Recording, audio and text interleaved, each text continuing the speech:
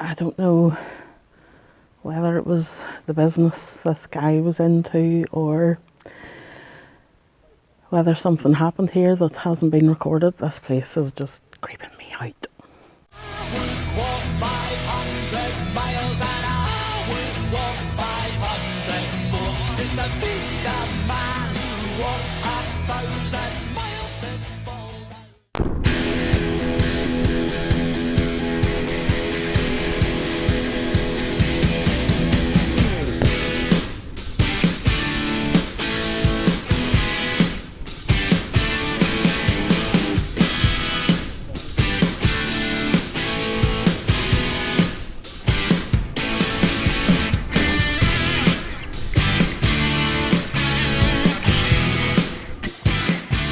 Right, today we're at the Kilmartin Museum. We're going to have a quick look in here, see if there's anything interesting, we can learn anything new. And then we're going to have a wee look down Kilmartin Glen and then go to Poltalloch House and Duntroon Castle. Possibly, yeah. Yep.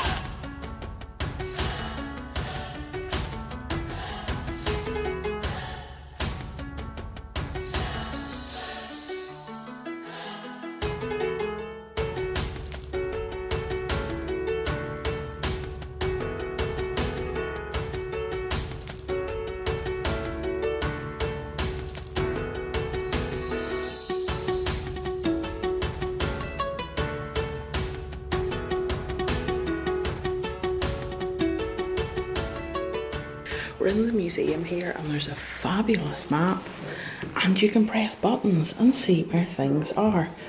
What we should do first maybe is press the Kilmartin button. That's where we are. Okay. Forts and Duns. Forts and Duns. We're going to be busy. Ryan Cairns. Yeah. Right, so that was Kilmartin Museum. What did you think? It was really good. Lots of really cool old kind of Bronze Age Iron Age stuff. A lot more than I thought it would be. Yeah, it's £7 per person. It's probably steep if you're coming in just as a tourist, I would be honest. The good thing about the £7 is that gets you in and out of the museum for 6 months. So if you do live locally, it's worth paying the £7 because we're going back because I have a lot more that I want to see. Yeah, quite a few times I think. Yep. When we were in the museum, did you see the interesting axe head that they found at Poltalloch, which we will be going to? Yeah. Do you know where it was imported from? No. Northern Ireland. Alright. There was also a bronze horn. Yeah. From Northern Ireland, and they have been found around Scotland as well, so it's very clear there was a passage of people back and forward. There was also stones and things found from County Dublin, so there was obviously, if not international, a limited trade up and down the Irish Sea. Very interesting.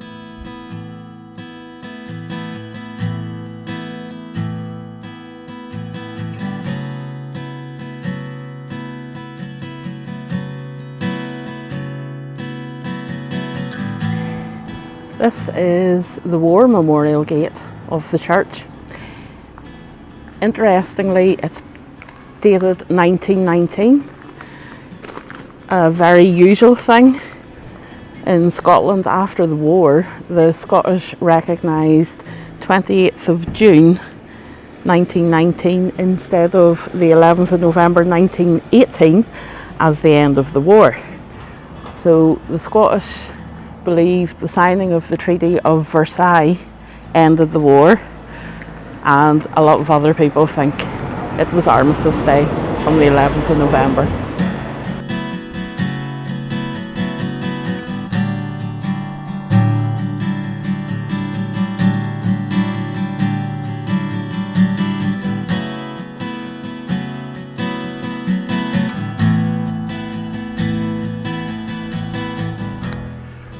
Here we've got some grave slabs dating from, I think it's from the 1200s, and they kind of work their way around in age, so the newer ones are around this side. Well, some of them have got some quite new writing on them, it seems a bit odd. A lot of these headstones, Martin, are very, very old. I'm thinking this one is a very ancient headstone that somebody called Ian Campbell might have engraved his own name on. There's also a couple of quite impressive grave slabs dated 1707 and 1712. These headstones here were they're old headstones from the 14th, 15th century. They're grave slabs. After the Malcolms bought this area from the Campbells in, I think it was 1827, they took a whole bunch of these old tombstones and marked them up as Poltalloch. Whose they were originally, we don't know, but they've claimed them as their own.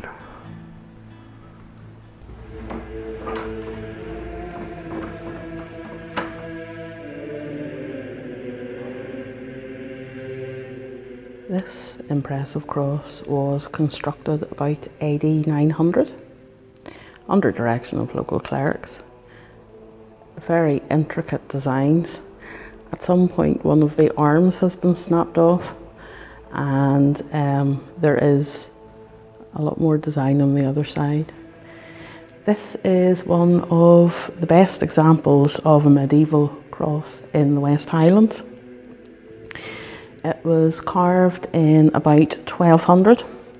On one side is the robed Christ, sitting with his arms raised to show his wounds, and on this side is the crucified Christ with the winged lion on the left, an angel for St Matthew above,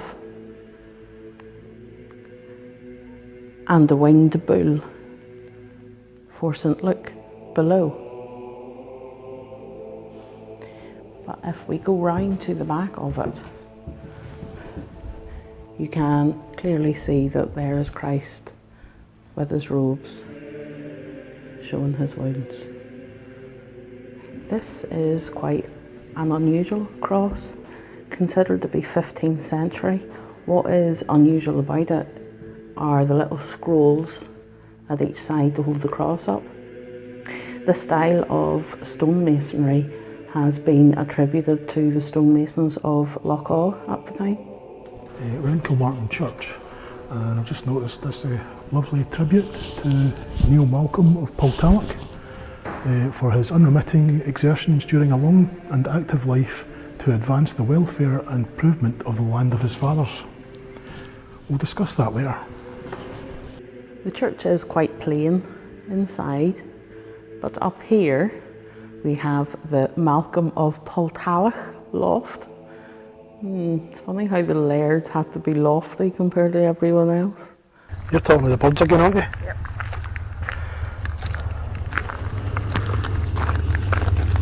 Right, let's go head back to the car and head to the next spot. We're heading this way. Can't see anything yet. There's a thing in Scotland, the Right to Roam Act, which works great on paper, but then there's some beautiful historic chapels and duns and houses, and before you get there there's a private road and you can't drive it, and there's a private gate and you can't go through it, and this looks, well, it's better than the main road, but we're not allowed to drive it because it's private.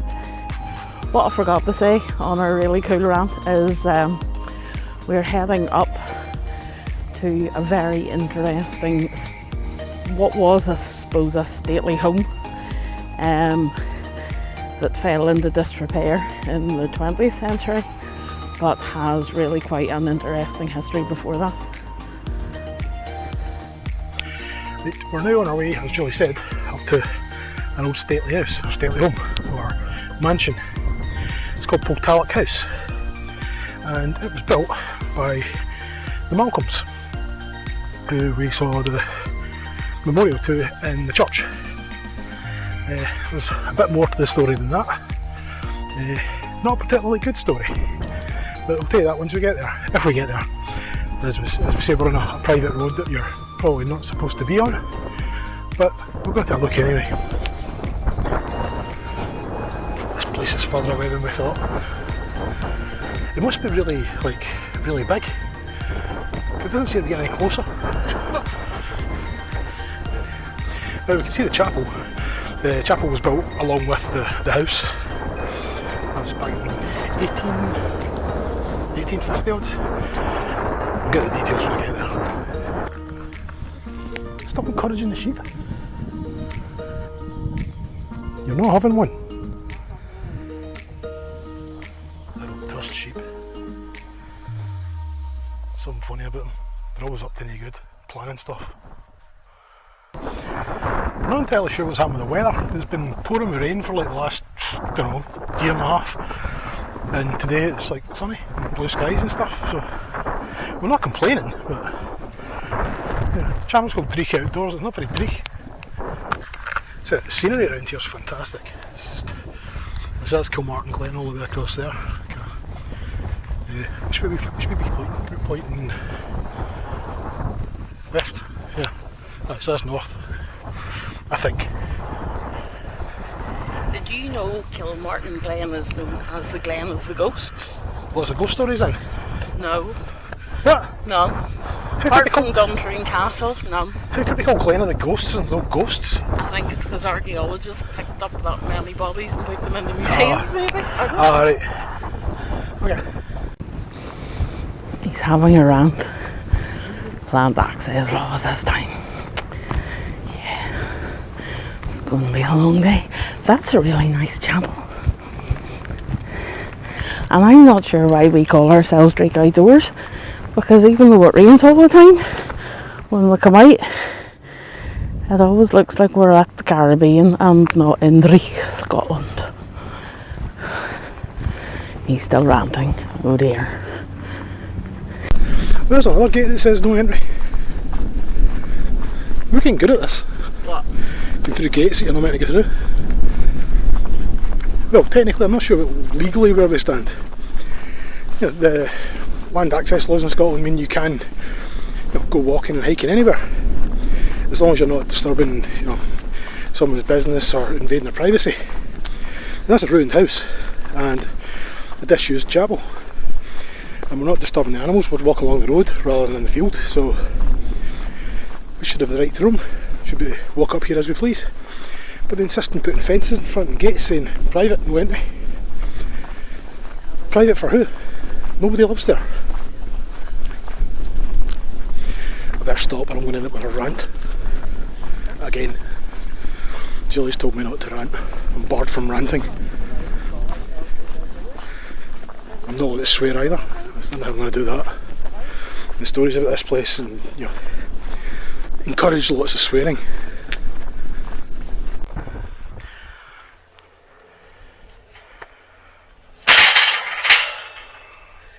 Not stealth anymore. Yeah, but we're supposed to be being stealthy so we don't get spotted. Says Julie whistling at sheep and slamming gates and stuff.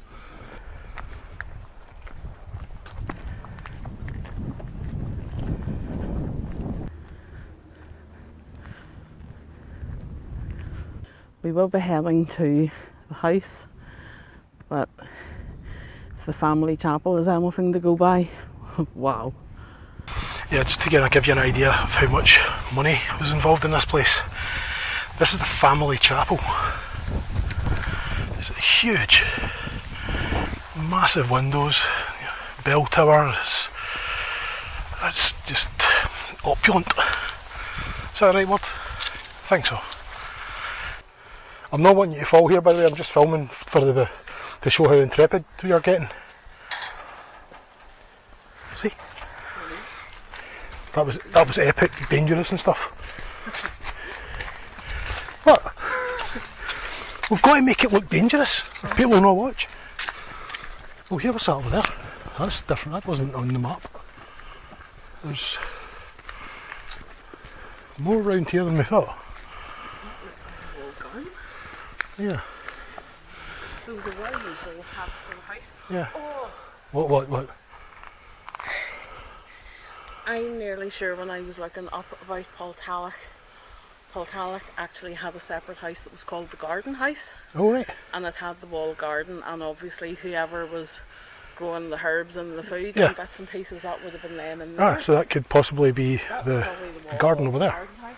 That's quite cool. We'll need we investigate over there as well. We've got a lot of stuff to investigate today. This is good. This will look identical crosses. This is kind of odd. This is still in use. Yeah, what I thought was a disused chapel isn't disused. Oh wow! Now this looks old, like really old. Can't actually make out what it says.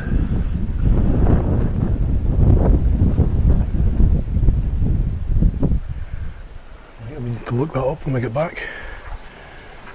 This is a fantastic old site. So it's not even why we came here. These headstones have got me curious. A whole bunch of identical headstones. I'm kind of guessing there'll be. There's more there. I'm guessing there'll be possibly some military thing.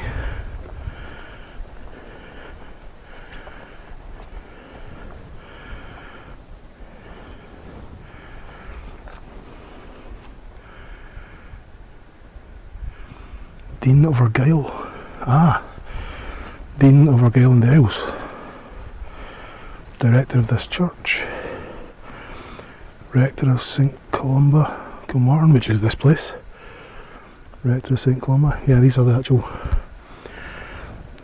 people who ran the church. Who all got buried here.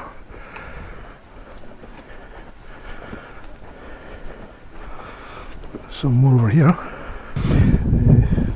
These look more like private ones, and then more of these same black ones. It's really odd, black headstones.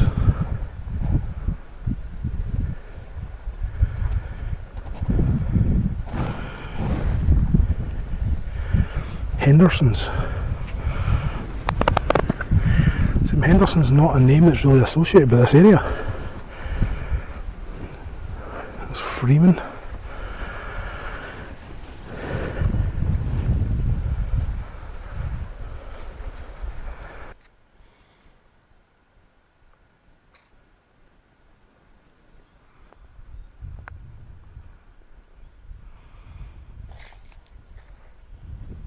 Now that is a cross slab. That's huge. That's got a similar in size to the ones we saw in Iona. And they were some massive crosses. Yeah, these are really recent graves. There's 2016. Agatha Temple Lewis.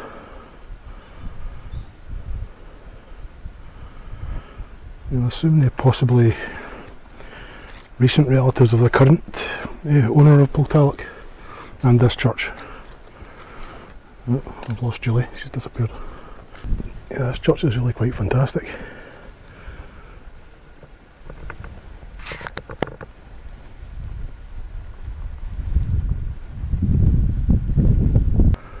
Right, where's Julie? Right, I lost Julie again. Actually, I want to turn around and look at this stone. These kind of orange mosses and stuff on it. This kind of orange lichen. Really strange around here. Oddly enough, the last few videos from the US. All the rocks there were all covered in that kind of similar kind of orangey yellow lichen. But things around here generally aren't. Things around here are usually green because of the amount of rainfall we get.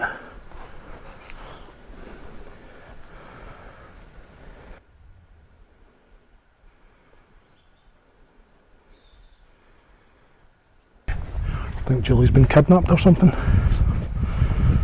With some kind of strange cult. No, the history of this place, it wouldn't really surprise me.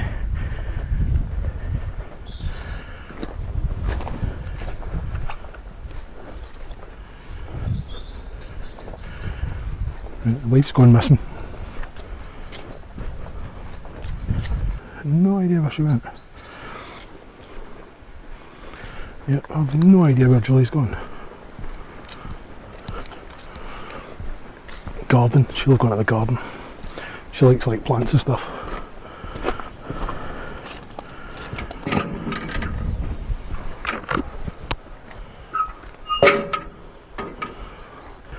Right, found Julie. She's in the church. What are you doing in there? You're trying to be discreet. What do you mean churchy things? This is worrying me. What's inside? I know there's a church inside, but what? You were going for ages, I'm walking about looking for you up the paths and hunting. Didn't realise you were breaking and entering now.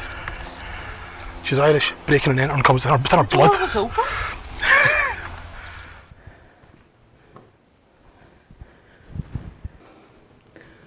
This is well impressive. And probably a wee bit creepy. Obviously not in use, despite the fact it does look like it's in use, but somebody's been nesting there and eating a lot before they left.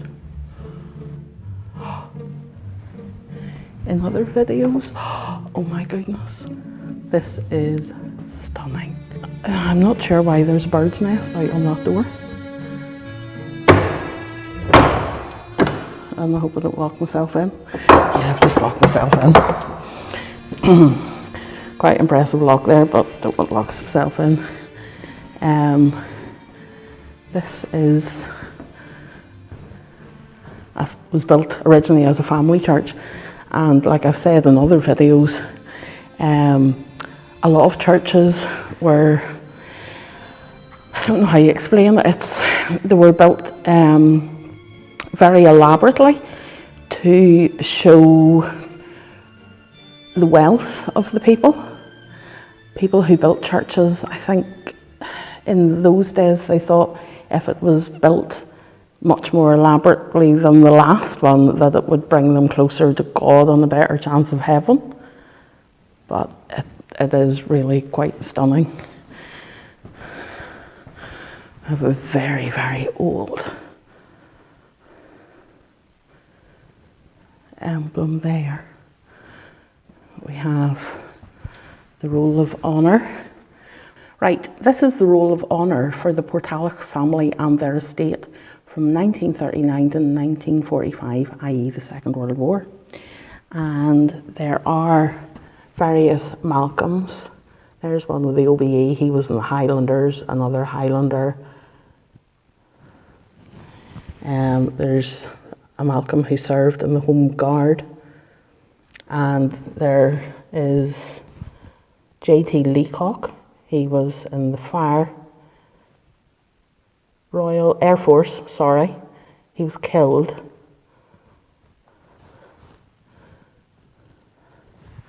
There's an A. MacLeod. He was corporal in the Highlanders, the Argyll and Sutherland Highlanders. He was taken prisoner during the war. This is actually a really good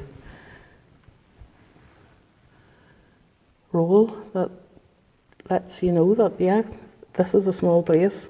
A lot of the estate were obviously farmed out during the war. This is a poppy, one of 888,246 planted around the Tower of London. It was to commemorate the First World War, and each poppy that they put out represented one of the fallen. I remember the British Legion were selling them. We also have the Roll of Honour for the First World War, and I think what is so obvious is, first of all, how many people lived in the area who obviously served the estate, and how many left for war. And if we look at this list, the list of RIPs, it really shows there was quite a percentage of these guys did not come back. Again, the Malcolm family are represented right up to really present day along the walls of the church.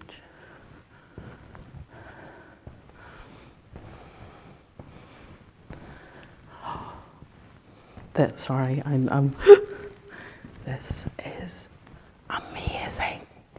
Look at the ceiling. Oh wow.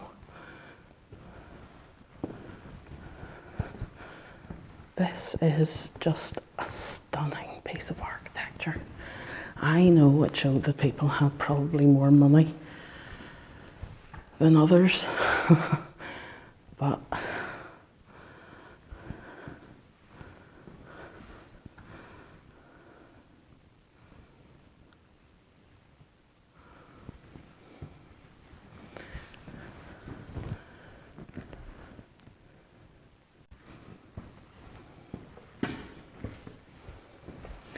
this is clearly the private chapel for the Malcolms themselves. It is really quite stunning.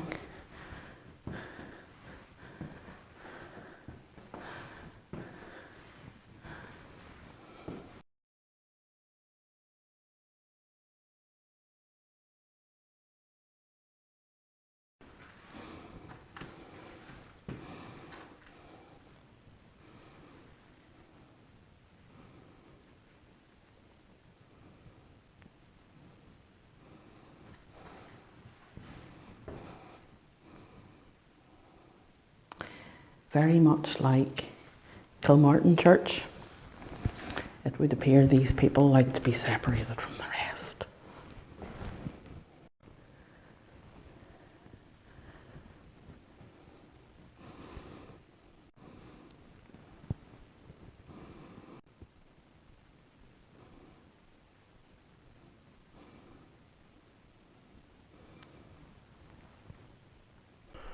Yeah, apart from there's churchy stuff in the church. Well, more chapel-y stuff in the Oh, sorry, chapel. Yeah, chapel-y stuff in the chapel. Stop encouraging the cows. You attract more wildlife.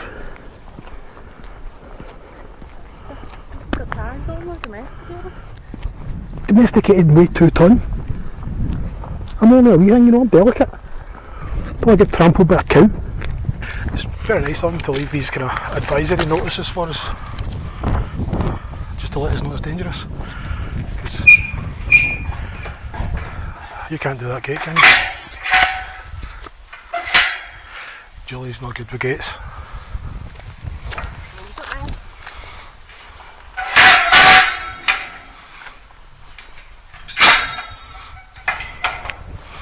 This gate's broke. Fixed it. And this is the main house at Poltalloch. Unfortunately slightly obscured by bales of haylage or silage, but I imagine we'll probably get a wee bit closer.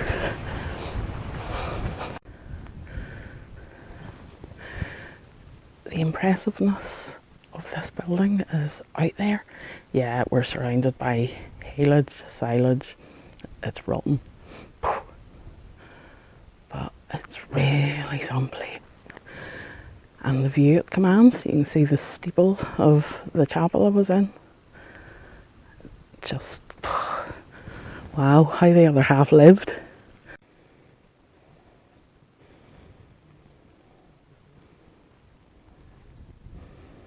This is Poltalloch House. I say it's got quite a nasty history. Back in the early early 18th century. This area was owned by the Malcolm clan, who were a branch of the Campbells. I think it was in the early 18th century they changed the name from MacCallum to Malcolm. They built this house. This is where I frantically try and find my phone to get my notes. In 1847, this house was built by Laird of Poltalloch, Malcolm, Neil Malcolm, and it was really a show of his wealth, because he was a very rich guy.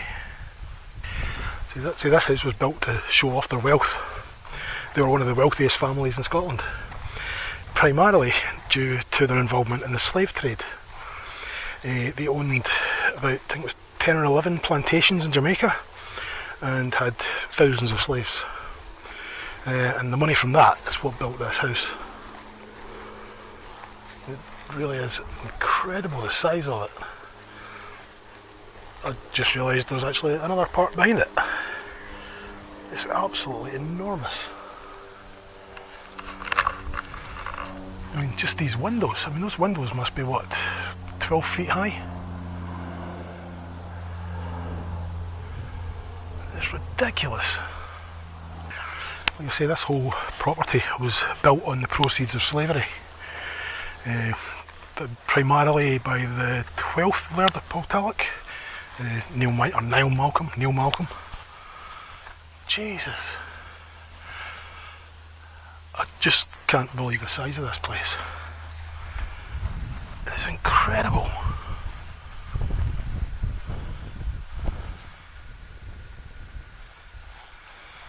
The building itself is classed as at risk in terms of historic buildings. Critical, I think it was the word they used. So I'd rather not go clambering about inside it, because I'm looking up at some of those windows and they do actually look like they're about to collapse right now. So I'm going to keep my distance, unless I get too curious, in which case I might go in anyway. Anyway, back to the history of the place. Now, the 12th Laird, Niall Malcolm, was the one who was primarily dealing with the slave trade and rum, cotton and the such like in Jamaica. They also had business interests in Honduras, Antigua. They actually had a cattle ranch in Australia as well. It actually makes me wonder how many people from the, exported to the colonies from Scotland ended up working on his cattle ranch. I'm going to assume that's a conservatory, but what? Just look at this place.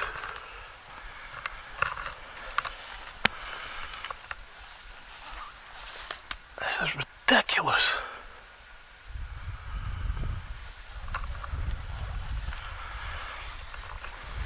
Everything's just ornate and carved and just wow. Now this 12th Laird, Niall Malcolm, let's say he owned a lot of slaves, and that's where all of his money came from to build this house. Now, during the mid 1800s, the abolition of slavery was kicking off, quite rightfully so. However, Niall Malcolm opposed it, and when it eventually kicked in and slavery was abolished, the government decided to pay off the owners of slaves in compensation. And Niall Malcolm received about £40,000, which I think in today's money is about £5.3 million for his property losses. Now you think that getting rid of the slaves was a good thing, albeit against their will. They had to turn to another means to make money. At this stage, the 12th Laird passed on, and the estate went to his son, also Niall Malcolm, the 13th Laird of Poltalloch, who obviously couldn't make the money from slavery and the plantations anymore, so he found another way: sheep. He then started driving the clearances in this area, the Highland clearances, though we're not really in the Highlands yet, but he cleared families and employees from this land that had been living here for centuries, Cleared them off, and as you can imagine, there was rioting and the usual Highland clearance type thing. The people rioted. There was about 100 men resisted being kicked off the land, eventually losing out because the state took the side of the landowner and intervened, and the people were eventually evicted. I'm not sure how many of them had to emigrate or move to somewhere else in this area to live, but we've not looked into those records yet.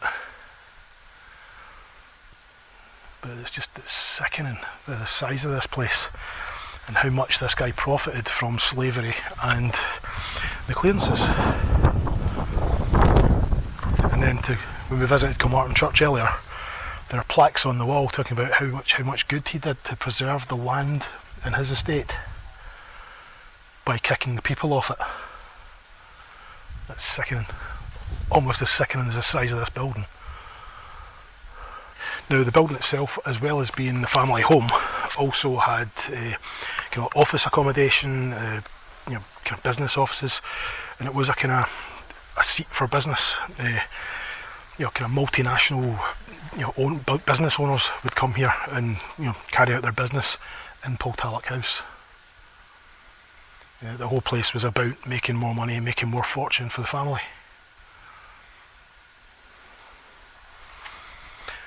I say we'll go and visit the current property that the family name is attached to. That's Dumtroon Castle, which is not far from here. In fact, I think it's just over there somewhere.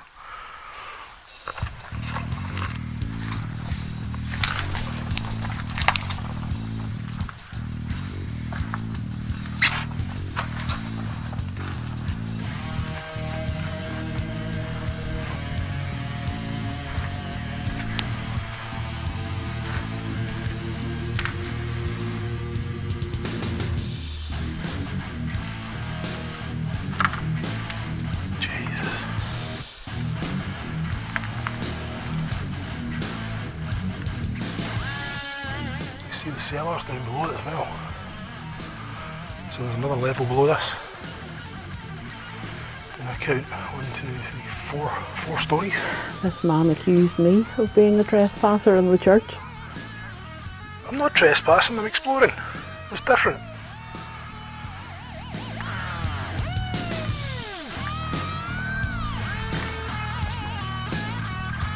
I wasn't expecting this place to collapse on me any minute, but it's just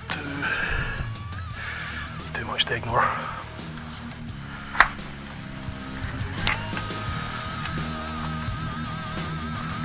Just trying to be very careful not to disturb anything, because it does look like it's about to collapse. And the huge gaping hole in the floor did concern me a little bit.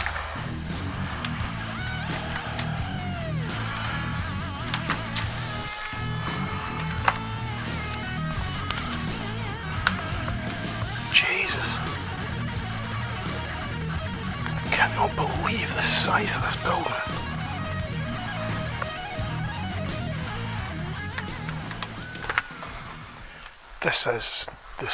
It's crazy.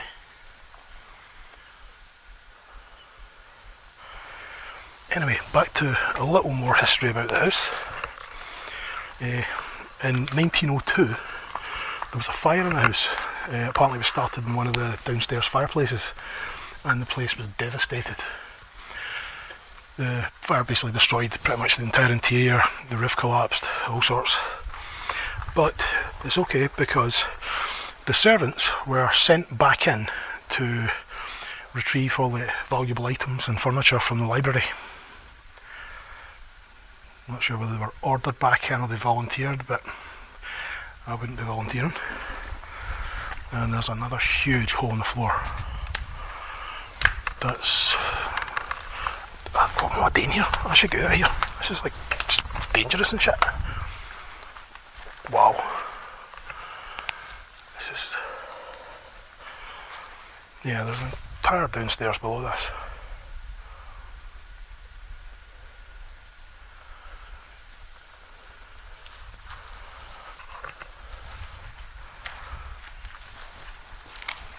Just trying to step very carefully here because I don't trust the floor. Even though I've seen several places where it doesn't exist anymore. Oh look, there's another one.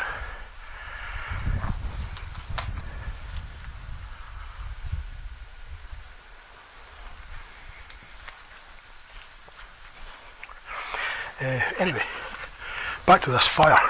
The fire in 1902 pretty much devastated the place. They did rebuild it and they were still reusing it, still using the place.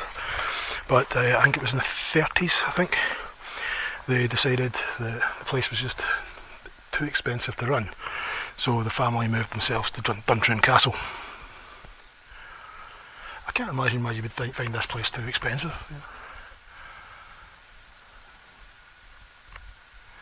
Just wow.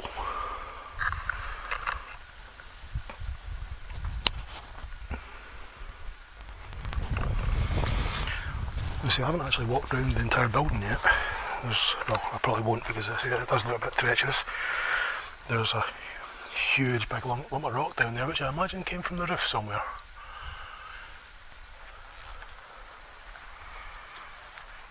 I think these trees are actually what's holding half of this place up.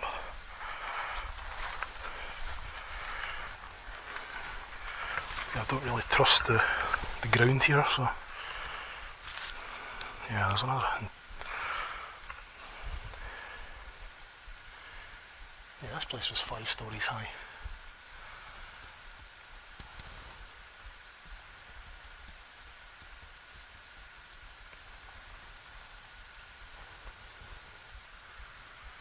See, there is another section over there. I'd quite like to have a wee browse around, but I'm not sure how you get there.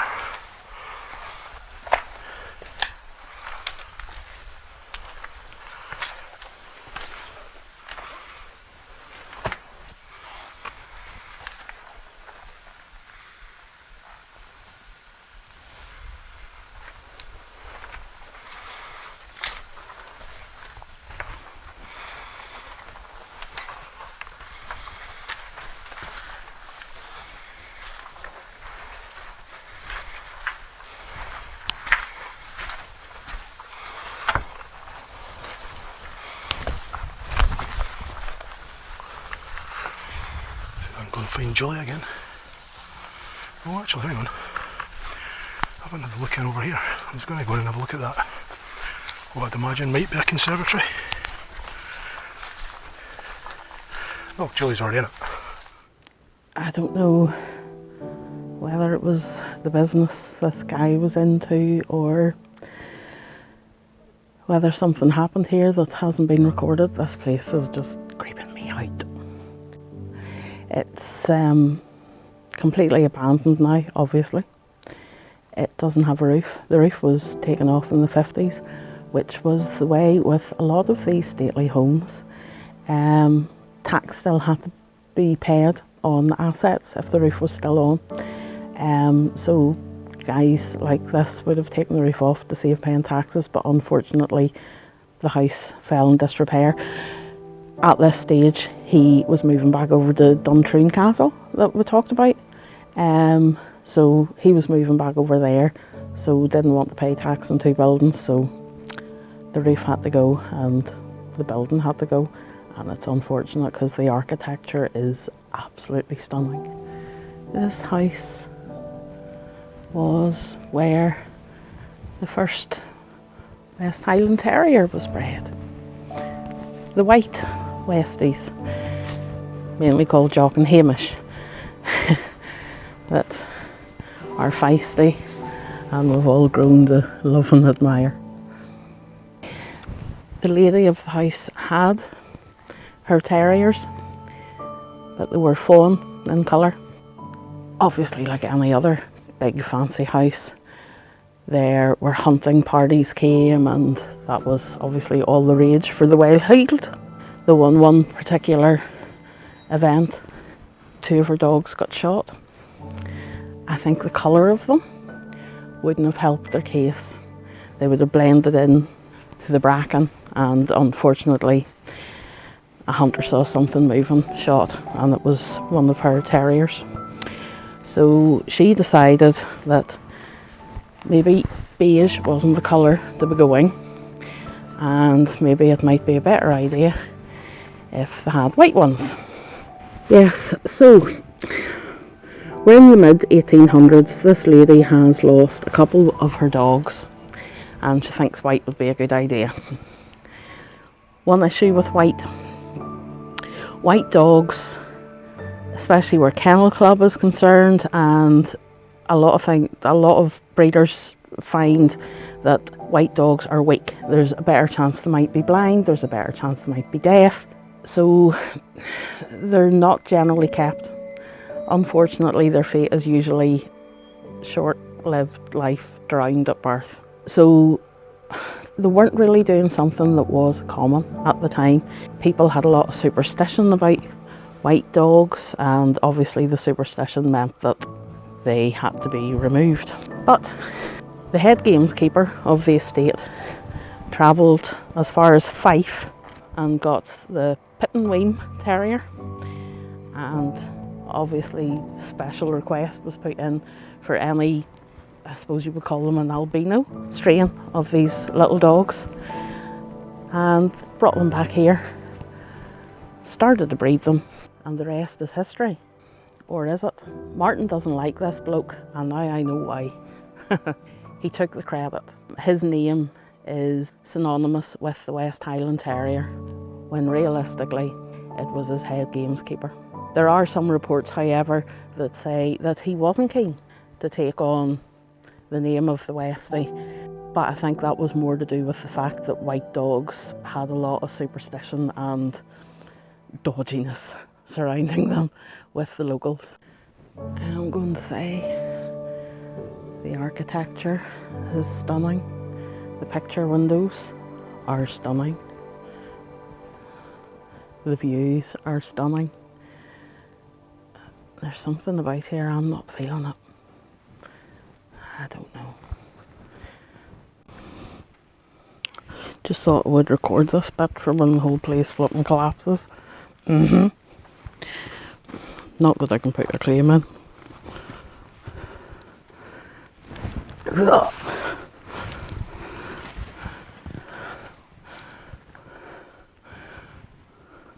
windows.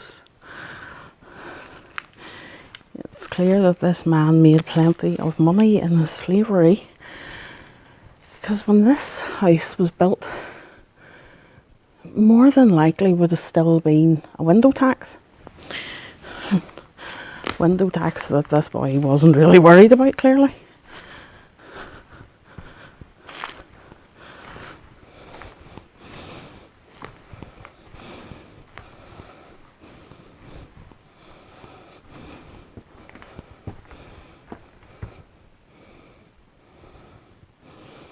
I'm just being careful, it's a wee bit crazy here. I see a chimney pot. And I think those chimneys might be on the way down. So I'll just be careful. And there's also a very, very spooky drop to nowhere. It's such a shame. I know a lot of these buildings have dark histories, but it could be useful for something. It's just beautiful.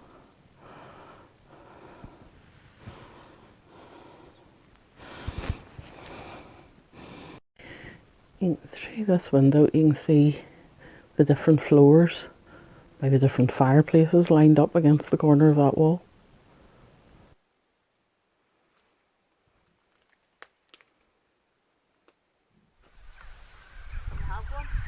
No, we're not getting a cow.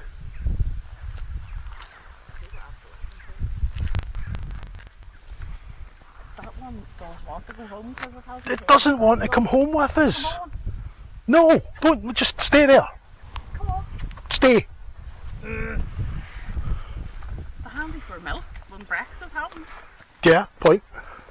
We've decided we're not going to go and do the rest of Kilmartin Glen today, because we've got just too much footage from that place, which you probably have already seen by the time you see this. Yeah, I would rather do Kilmartin Glen properly. Yeah, we don't want to rush around it because there's an awful lot of stuff there. Kilmartin Glen has a lot of prehistoric and historic sites. But we actually found another one as we were driving here, so we probably want to research that one too before we come back. Yeah. He's ranting again. Or fighting with his camera. Or fighting with his camera so we can rant. That house has kind of got me thinking about the whole idea of inheritance. That in the UK, they believe strongly in inheritance and handing your property and stuff down to your family. And families given houses and property and land and such like all the time, and it's expected. But what's not expected is for the person inheriting that land or that property to be responsible for the acts that actually gained that property in the first place. Let's say that place was basically built, all this land was bought through slavery and the clearances. The current laird, he could be a really nice guy. I've never met the guy. In fact, as far as I know, he's actually put in or contributed to a lot of the sites around here. Certainly to like the church and a few of the kind of historic sites. And I gather that he's contributed to the upkeep of them. So sounds like he's a nice enough guy. But all that money he's now contributing came from slavery. Now, obviously I'm very much against slavery and very much against what happened in the clearances, so try to keep my opinion aside. Is it right that people should inherit land and property and wealth from ill-gotten gains, really? 2 hours later.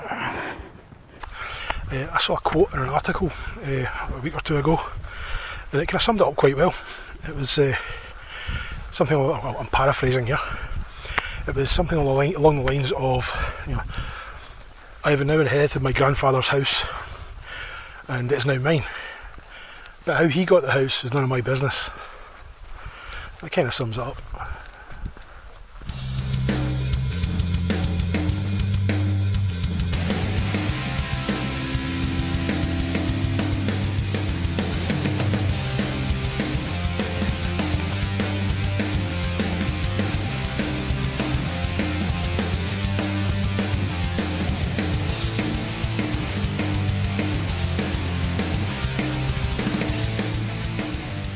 Right, there is a castle over there called Duntroon Castle, which Julie knows lots of stuff about. Well, unfortunately we can't access it because it is the current home of Neil Malcolm, head of the clan Malcolm. It was originally built in the 13th century by the MacDougals, but as is often the way in this area, the Campbells came in and took it off them. There is a very interesting ghost story as well, though. In the 17th century, the MacDonalds held Duntroon after besieging it. They disappeared off at some stage to, goodness knows who they were trying to fight, and the Campbells besieged the castle again and took it back. They killed everyone in the castle except for the piper, because apparently in those days pipers were quite high status. So the piper was kept, and the MacDonalds came sailing back round the corner towards Duntroon Castle, and the Campbells made the piper go out and pipe the MacDonald tune to pipe them back into the castle. But the piper very flyly missed a few notes or added a few notes. The MacDonalds knew that there was something not right, and they turned their boat round and disappeared off to safety. Unfortunately, the piper wasn't so safe. The Campbell clan were not impressed at what he had done, and they cut off his hands so that he couldn't play the pipes again. Now, this all sounds like a wondrous ghost story, and apparently you can hear his pipes wailing of a night coming from the castle. But in the 20th century, the laird decided to do a wee bit of remodelling work on the castle. They lifted the floor up and they found a skeleton without any hands. It was also buried in what is said to be an Episcopalian grave, underneath the floor of the castle. The MacDonalds were Episcopalians and the Campbells were Presbyterians. It therefore wasn't a Campbell body with no hands, so it must have been the poor MacDonald piper. Duntroon Castle is on an album cover. Is it? Yes, called Imagine Us, and it's from Blue Oyster Cult. Seriously? Yep. Blue So Oyster there you Cult, go. I've got that. They've got Duntroon Castle on their album cover. This is where I put the Blue Oyster Cult album cover right here.